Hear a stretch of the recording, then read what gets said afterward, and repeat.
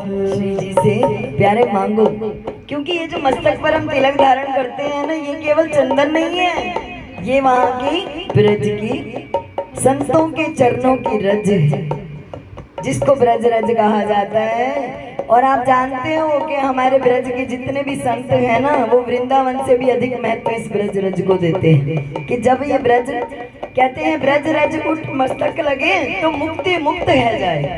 जब मुक्ति ने भी पूछा कि ए गोपाल मुझे बता कि मेरी मुक्ति कैसे होगी, तो फिर क्या कहा कि ब्रज रज उड़ मस्तक लगे तो मुक्ति मुक्त हो जाए। इसलिए भैया इस ब्रज रज का बड़ा महत्व है। तो श्री जी से मांगो कि श्री जी अब हमें इस ब्रज की रज के प्रति प्रेम दे दीजिए। ओ राधिका रानी जी, राधिका रानी जी, ऋषभानु दुलारी जी, ऋषभानु दुलारी जी, ओ सुन लो अर्ज हमारी हमारी, रहूं ब्रज रज को उपासी उपासी, रहूं ब्रज रज को वास उपासी, रहूं ब्रज रज को वासी। और उस ब्रज रज की पूजा करते करते, उस ब्रज रज को माथे से लगाते लगाते, हमारे ब्रज में अधिकतर संत जो है ना, आप देखोगे हमारे जहाँ से हमारे श्री हरिदासी संप्रदाय में, वहाँ कोई श्रृंगार संत कोई और नहीं करते, वो केवल क्या करते हैं, पूरी ब्रज रज उठाकर अपने मुख पर लगा लेते हैं। और जब आप उनका मुख का तेज देखेंगे ना, तो भैया हमारे जैसे तो उनके सामने खड़ने लायक भी नहीं है, ऐसा सुंदर रूप बनाया है उन्होंने। क्या वो ब्रजवासिनी की मधुकरी पाऊं, ब्रजवासिनी की मधुकरी पाऊं, राधा रमण को मन में बसाऊं, राधा रमण को मन में बसाऊं, मन में बसाऊं, मन में बसाऊं, मन में बसाऊं। ऐसी भावना करो, ऐसा मांगो, ओ मन में बसाऊं, मन में बसाऊं, मन में बसाऊं, मन में बसाऊं।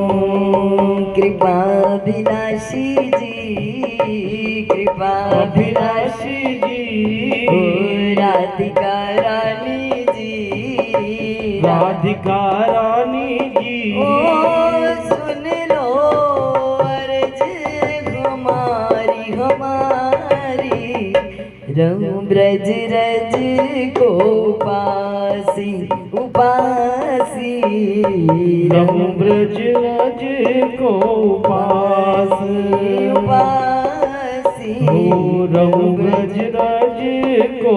आप लोग जब वृंदावन जाते हो तो क्या करते हो सुबह उठकर? अधिकतर लोग, मेरे को ये नहीं पता कि आप क्या करते हैं, लेकिन अधिकतर लोग क्या करते हैं, सुबह उठे और भागे दर्शनों की तरफ कि भैया राधा वल्लभ जी जाना है, भैया राधा रमन जी जाना है, बांके बिहारी जी के जाना है। ऐसे करते हैं ना हम लोग, अधिकतर सभी लोग, हम भी उनमें से हैं, मैं केवल आप लोगों को नहीं कह रही। लेकिन जो ब्रज की रीत है, जो हमारे संत बताते हैं, वो क्या कहते हैं कि क्या करना चाहिए वहां जाके। ओ मंगला उठे यमुना तट जाऊं, मंगला उठ यमुना तट जाऊं, राधा वल्लभ के दर्शन पाऊं, राधा वल्लभ के दर्शन पाऊं, दर्शन पाऊं, दर्शन पाऊं, दर्शन पाऊं, दर्शन पाऊं। लेकिन प्यारी ऐसा होगा कब, जब आप कृपा करोगे, क्योंकि वहां जाकर भैया 7-7 बजे तक तो हम बेड से नहीं उठते हैं। वहां जाकर तो हम और भी मैं अपने बारे में बता रही हूँ कि घर में तो भले ही मुझे वहाँ की तड़प में नींद नहीं आती, लेकिन जब मैं एक बार धाम पहुँच जाती हूँ ना, तो वहाँ जाकर मुझे लगता है मैं श्याम सुंदर की गोद में आ गई। भैया अब तो सोए रहो, पड़े रहो, क्योंकि हमारे ब्रज के कुछ रसिकों ने भी कहा है और हम जैसे बेवकूफों ने उसका गलत मतलब निकाल लिया। वो कहते हैं ब्रज में पड़े भी रहो तो वो भी बहुत बड़ी बात है। तो उनका कहने का अर्थ ये नहीं है कि हम उठे ही ना, लेकिन हमारे जैसे तो वहां जाकर वे प्यारी, हम तो तेरे वो अधम बालक हैं कि तेरी कृपा से हम धाम पहुंच तो जाते हैं, लेकिन वहां जाकर भी हम तेरी गोद में आराम करते हैं। गो मंगला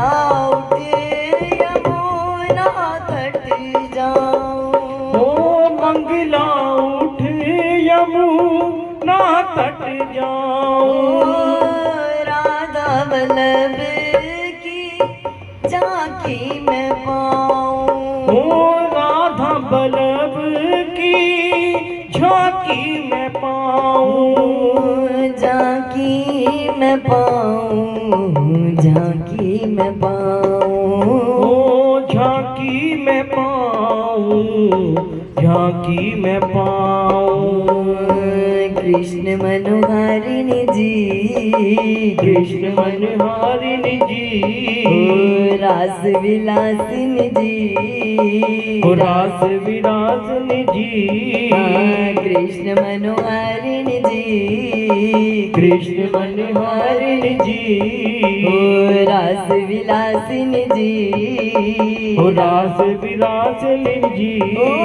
सुन लो अर्ज घुमारी घुमारी, ब्रज रज को बासी, बोलो रम ब्रज रज को बासी, उपासी रम ब्रज रज को। अगर इसका अर्थ या इसका महत्व समझ में नहीं आ रहा ना, तो भी बोलो, क्योंकि झूठ किए थे सांची हुई। भैया तुम बोल दो, बस करना ना करना उसका काम। रम ब्रज रज को पासी, उपासी रम ब्रज। और जब मैं धाम पहुंच जाऊं तब प्यारी मेरे जीवन में ऐसी कृपा करो, क्या रसिक जनन की संगति पाऊं, रसिक जनन